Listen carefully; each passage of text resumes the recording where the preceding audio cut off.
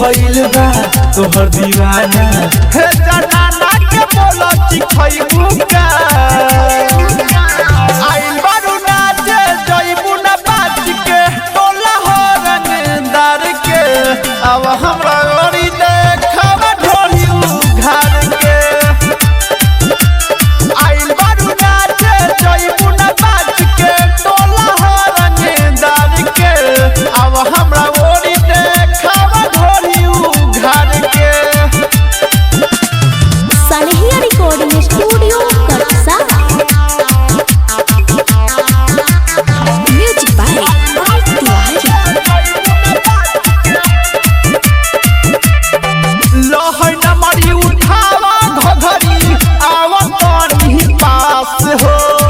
देखी के तोहर चढ़ल जवानी होता ना बर्दाश्त हो